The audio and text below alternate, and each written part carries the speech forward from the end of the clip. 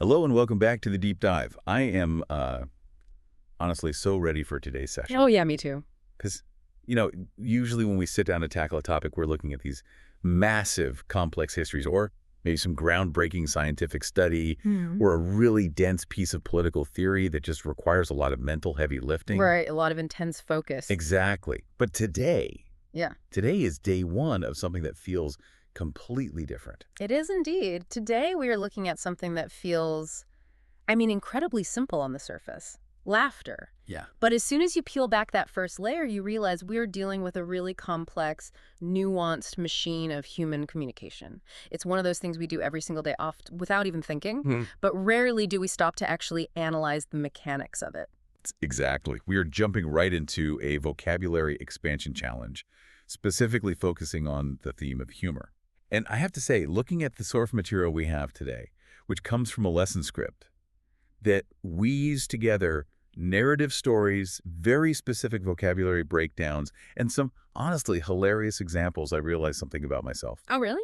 What's that? I have been using the word laugh way too much. It's become a crutch. Oh, yeah. That is the trap we all fall into, isn't it? We say he laughed or she thought it was funny or we had a good time. Right.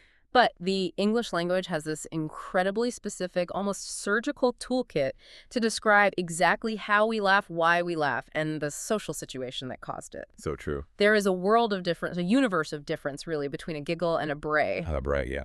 And that difference tells you everything about the context, the people involved, and the social hierarchy of that moment. And that is our mission today. We're going to unpack this toolkit. We've got a stack of notes here that includes a story about a disastrous trip to an experimental theater, a chaotic incident with a dog named Diego, who sounds like a handful, by the way. He sounds like a menace, honestly. All right. And a list of words that range from the polite and demure to the downright animalistic. And what I love about this particular set of sources is that it anchors everything in reality. It's not just a dictionary list where we read a definition and move on. No, definitely not. It starts with a story that I think every single person listening can relate to. It grounds the vocabulary in the messy, awkward reality of being a human being. Oh, absolutely. The experimental theater story. I read this in the notes and I immediately had a flashback to my own childhood. So let's set the scene for you listening. This is the hook of our deep dive today. Right, so the source material introduces us to a narrator. She's looking back at a memory from when she was about 8 years old. 8. Such a tough age. Yeah, and she and her cousin are dragged along by their parents to see an experimental theater act.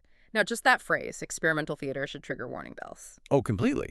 Which, let's be honest, is a recipe for disaster for an 8-year-old. I mean, it's a recipe for disaster for most adults. Very true. But for an 8-year-old, yeah, it is a ticking time bomb. Completely. The dynamic is set up perfectly in the text. The parents, they loved it.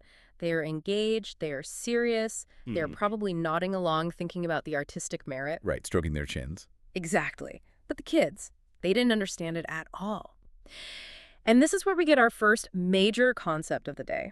They're sitting there in the quiet, serious atmosphere of the theater, and the pressure starts to build. I can feel it just talking about it. You know that specific type of silence in a theater? Oh, yeah. It's heavy. And the source describes this moment where one of them tries to smother a chuckle.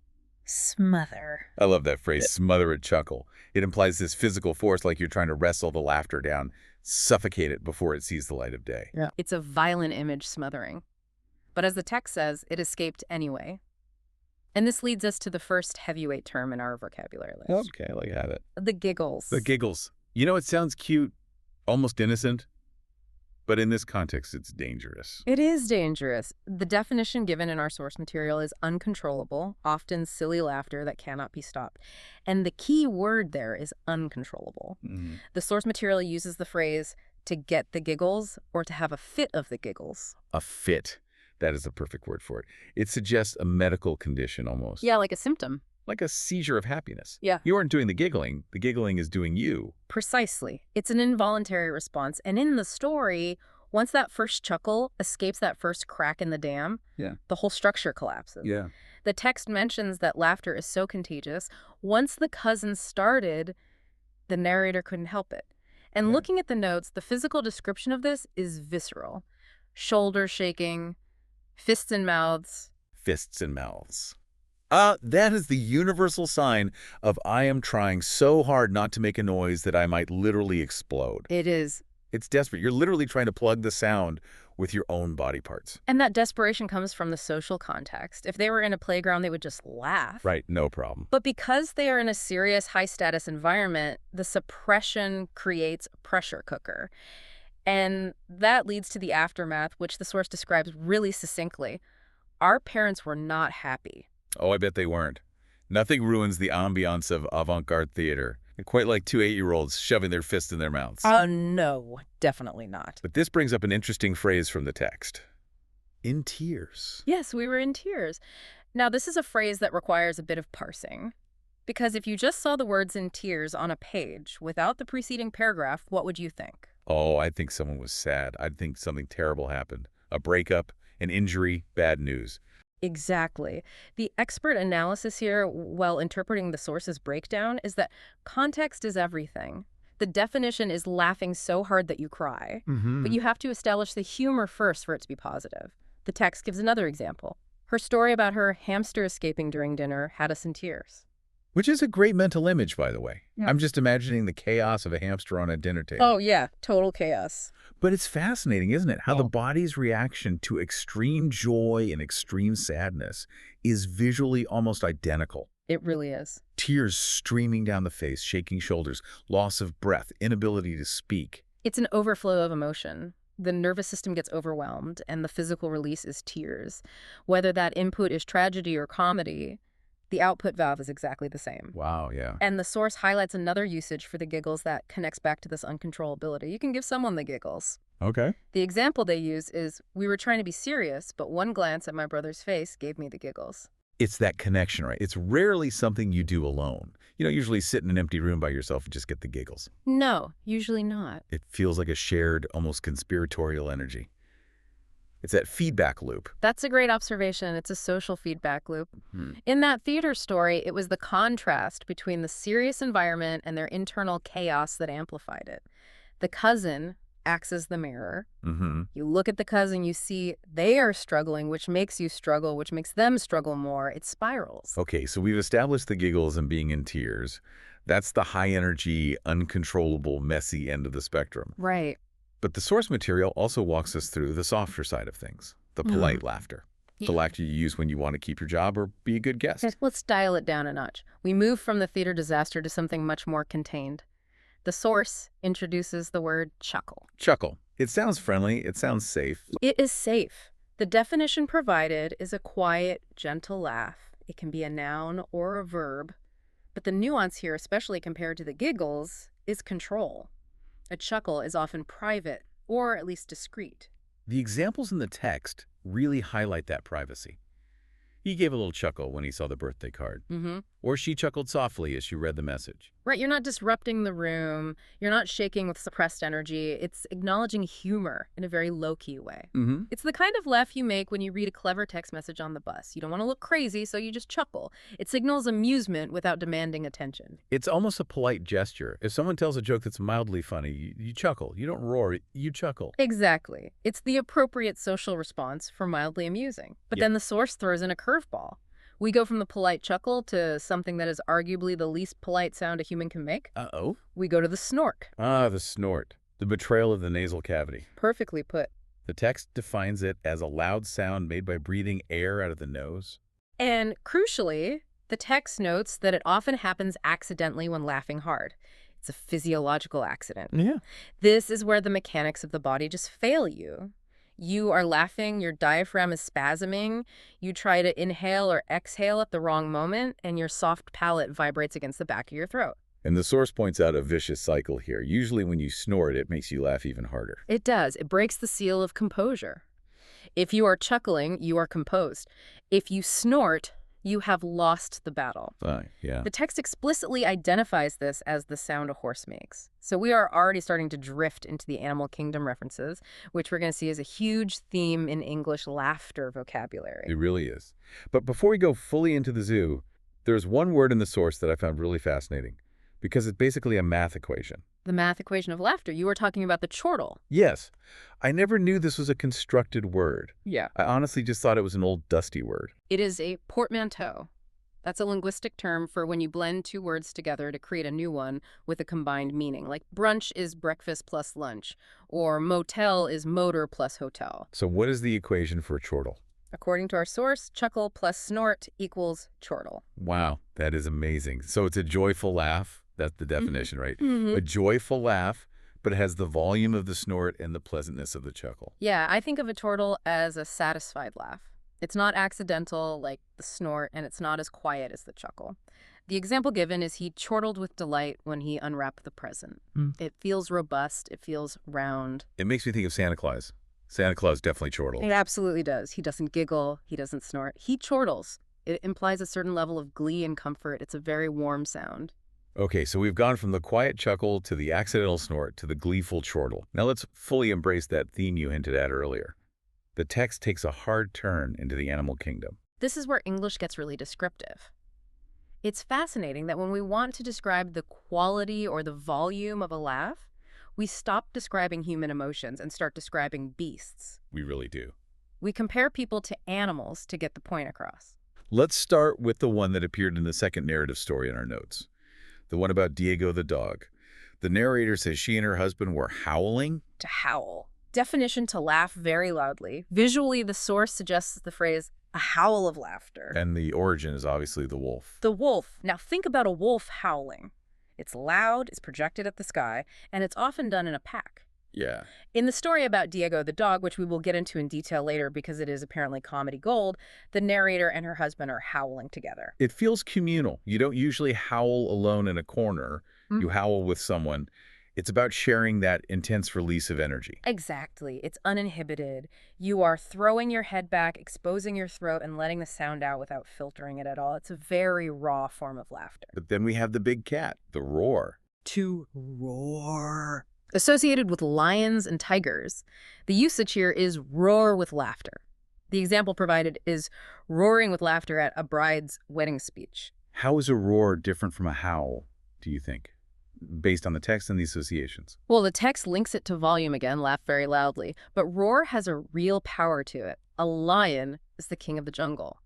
If an audience roars, it feels like a physical wave of sound. Oh, I see. It feels overwhelmingly positive and powerful. A howl is wild. A roar is dominant. That makes total sense. If a comedian is on stage, they want the audience to roar. It means they have totally captured the room. Exactly. But then we get to the darker side of the animal kingdom. Not all animal laughs are compliments. In fact, some of them are pretty harsh insults. Oh, yes. Let's look at cackle. To cackle. Definition, loud and unpleasant laughter. Note the shift there. Unpleasant. The associations given in the source are chickens, witches, or cartoon villains. It's sharp, isn't it? A chicken noise is clucky and sharp. And a witch's cackle, at least the stereotypical one, is high-pitched and chaotic. The example is cackling like a cartoon villain. If you describe someone as cackling, you aren't painting a pretty picture. It implies there's something manic or perhaps mean-spirited about the laughter, or simply that the tone of voice is grating on the ears. It definitely implies a lack of decorum. A chuckle is polite, a cackle is wild, but in a way that might make people uncomfortable. It takes up space in a sharp, jagged way. And speaking of grating on the ears, we have the final animal on the list, the bray. To bray. Origin, the loud noise a donkey makes. Even the word sounds unappealing. Bray. It sounds like something breaking. It's harsh. The definition is laughing loudly and in an unpleasant way. But the expert nuance here, the social context, is vital. The text notes that this usually implies the laughers are unaware of how loud or annoying they are. That is such a key distinction. The example paints this picture perfectly. A group at a bar braying with laughter. We have all seen that group. You're trying to have a quiet conversation, maybe on a date or with a friend, and 3 tables away, a group is just screaming with laughter. Oh, it's the worst. To you, it sounds like donkeys. To them, they're having a great time. But if you describe them as braying, you are judging them. So roaring suggests you are laughing with them. Braying suggests you are annoyed by them. Precisely. The vocabulary choice reveals the speaker's attitude toward the laughter. You are placing yourself above them socially. You are saying, I am civilized. They are livestock. That is fascinating. It's not just about the decibel level. It's about the social acceptability of the noise. The exact same volume could be a roar if you like the joke, or a bray if you hate the people telling it. Spot on. The toolkit is totally subjective. And that leads us perfectly into the situations that cause this laughter. because the source material doesn't just give us the sounds, it gives us the scenarios. And we have to talk about Diego. We have to talk about Diego. This is the second narrative anchor in our source. So the scenario is this. The narrator is with her husband, Will, and their dog, Diego. They are out, presumably in a park or open space. And Diego gets the zoomies. For anyone who doesn't have a dog or hasn't spent time on the internet watching dog videos, the zoomies, is that moment where a dog suddenly gets a burst of frantic, inexplicable energy and just runs around in circles at high speed, technically called frenetic random activity periods or FRAPs, but zoomies is the fun word. Exactly. And in this story, we have a moment of pure slapstick. Yeah. Diego manages to take out the husband, Will. The visual description in the text is incredible. It says, Will flew horizontally through the air before landing flat on his back. Cartoon physics. It is. Yeah. And the narrator's reaction confirms that. She says, I thought that kind of thing only happened in cartoons. And crucially, she clarifies, don't worry, he was fine. That he was fine part is so important because it allows for the laughter. If he was hurt, it's a tragedy. Because he's fine. It's, well, to use the phrase from the text, it's comedy gold. Comedy gold. This is a great idiom. The definition is something or someone extremely funny or entertaining. The text applies it to the dog. Diego is pure comedy gold. But they also give an alternative example. My mom's accidental voice note being comedy gold. It implies a high standard of humor. It's not just funny, it's precious. It's gold. It's a moment you will remember and retell. Comedy gold suggests that the universe has gifted you a perfect moment of humor. Yeah. A dog tackling a man into a horizontal flight path is a gift. And the reaction to this comedy gold, the narrator says she really lost it. To lose it. Definition, to start laughing uncontrollably. This connects back to the giggles, doesn't it? It does, but losing it feels a lot more explosive. The giggles can be a slow build of bubbling up. Losing it is instant. Like a light switch. Yeah, 1 minute you are standing, the next you are doubled over because your dog just tackled your husband. It implies a complete loss of composure. The text provides a great antonym here. To keep a straight face. Yes, not smiling even though something is funny. Losing it is what happens when you fail to keep a straight face. The example given is, I tried to keep a straight face, but when the balloon popped, I completely lost it. And there is a nuance here that the source touches on. To lose it is versatile. In this context, it means laughter, but in a different context, losing it can mean losing your temper, becoming angry, or breaking down in tears from sadness. So again, context is king. If I say, my boss lost it in the meeting, you probably assume he yelled. If I say, my boss lost it when I told him that joke, you assume he laughed. Exactly. It describes the mechanism, the loss of control, but the context fills in the emotion. But there's another layer to this Diego story. The narrator mentions that she and her husband were howling. This implies a shared experience. Even though he was the victim of the tackle, once he realized he was okay, he joined in. Right. And that brings us to the social dynamics of humor found in the source. Right. Humor is rarely a solo sport. The text introduces the concept of the inside joke. Inside joke. Definition: a joke only funny to a specific group with shared experience. The narrative connection here goes back to the cousin from the theater story. The text says, my cousin and I have a ton of inside jokes because we have known each other forever. And the outsider perspective is key here. The text notes that other people have no idea why you are laughing. That's the beauty of an inside joke. It reinforces the bond between the people who get it, and it confuses everyone else. It creates an us and a them. My cousin and I are the us.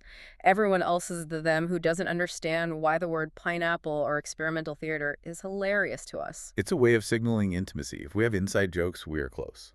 Precisely. And speaking of the Kazareshin, the text says that meeting her always provides light comic relief. Comic relief. This is a term borrowed from drama and literature. Yeah. Definition: a funny moment that breaks tension in a serious situation. Think about a Shakespeare tragedy. It's heavy, it's dark. And then suddenly a drunken porter walks on stage and makes a few crude jokes. That's comic relief. The audience needs to breathe. And the narrative connection here suggests that life itself can be heavy, and the cousin provides that break. The example given is a film having just enough comic relief to stop it from feeling too heavy. But there is a specific cultural context mentioned here too, right? Since the source material has a British origin. Yes. The text explicitly mentions the UK charity organization called Comic Relief. Red Nose Day. Correct.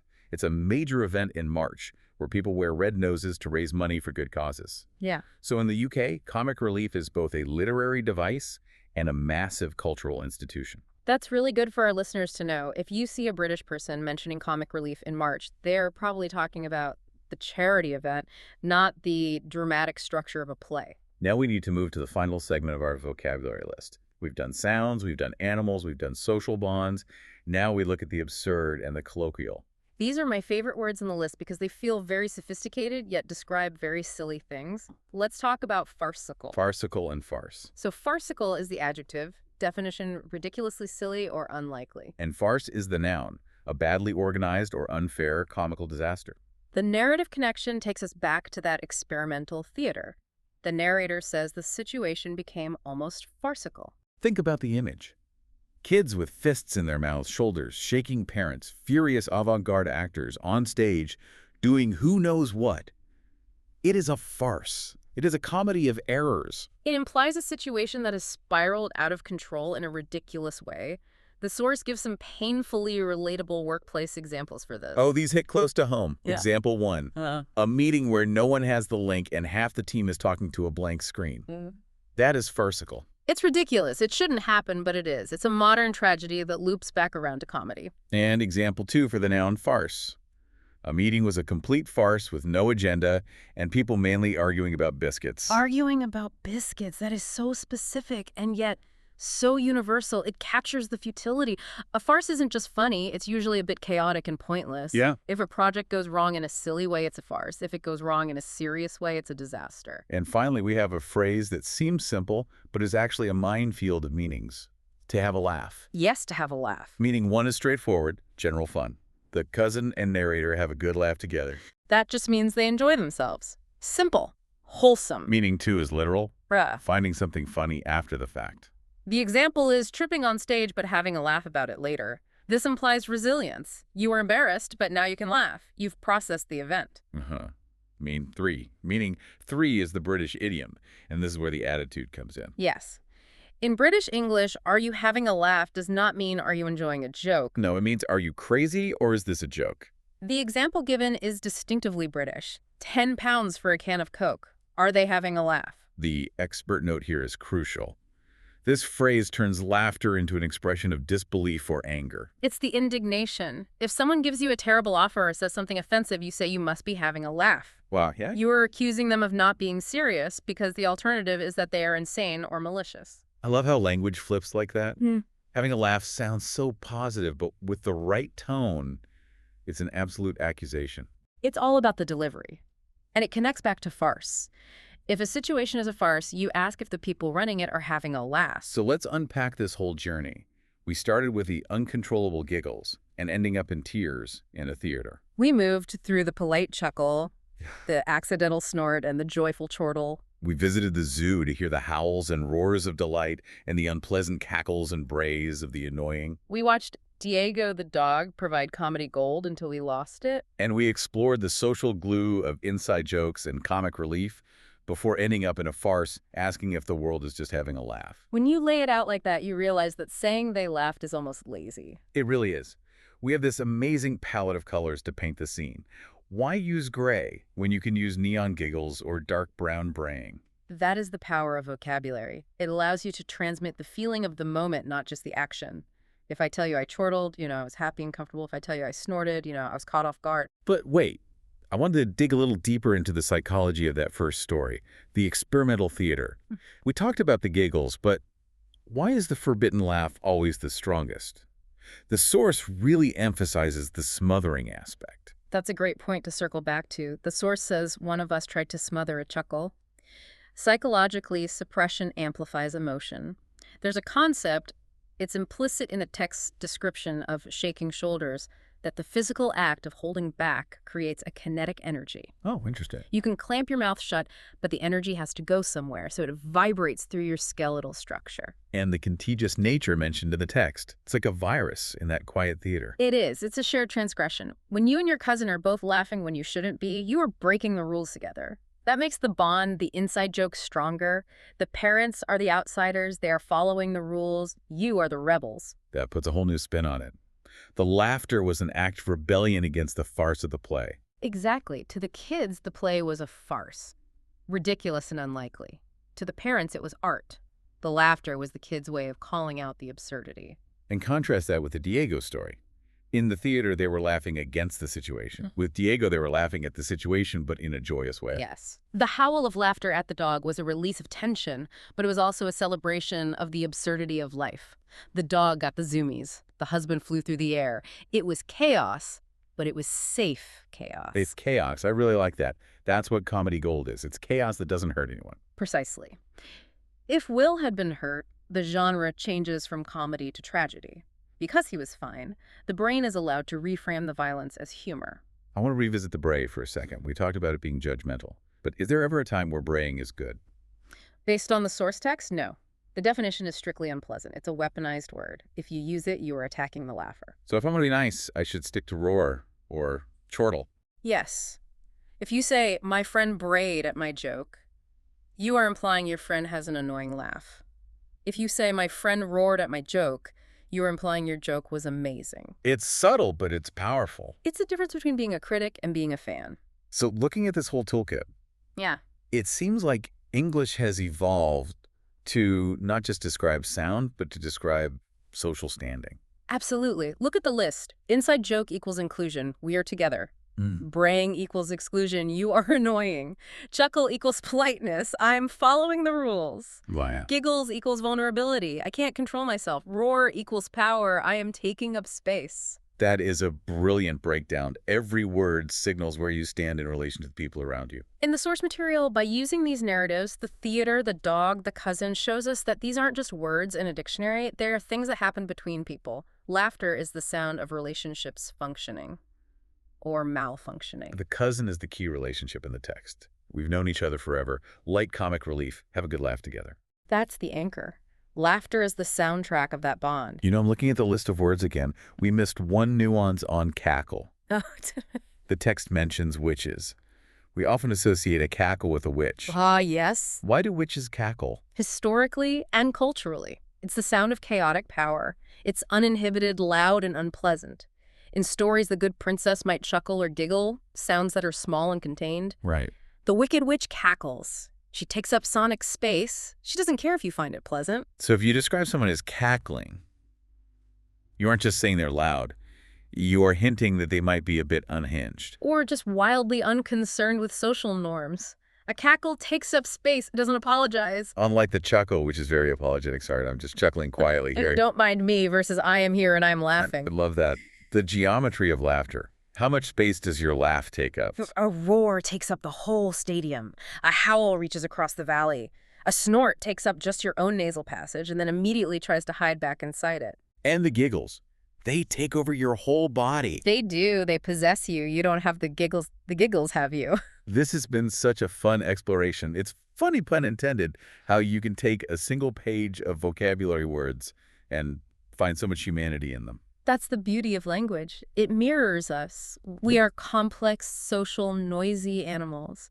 So our words for making noise are complex, social, and animalistic. We are noisy animals. That might be the title of my memoir. I read it. I might even chortle. I'd hope for at least a roar. We'll see. If it's comedy gold, you'll get a roar. If it's a farce, you might get a bray. Fair enough. Well, listeners, we really hope this expanded look has helped you appreciate the nuance the next time you hear a laugh. Don't just hear the sound. Hear the social signal. Hear the animal. Hear the history. And try not to bray in a bar, please. So here is the question for you listening right now. We want to leave you with a bit of a challenge or a thought experiment. We've talked about wolves, lions, chickens, and donkeys. I want you to think about the last time you really, truly lost it. The last time something was comedy gold. What sound did you make? Are you a howler? Do you throw your head back like a wolf? Or are you a snorter? Do you try to keep it in until it explodes out of your nose? Or maybe you're a chortler. A happy blend of both. Identify your animal. Own it. And ask yourself, is your life a tragedy or is it just a farce? If it's a farce, at least you can have a laugh about it later. Exactly. Thank you so much for joining us on this deep dive into the vocabulary of laughter. It's been an absolute pleasure. Total comedy gold. We'll see you next time. Goodbye.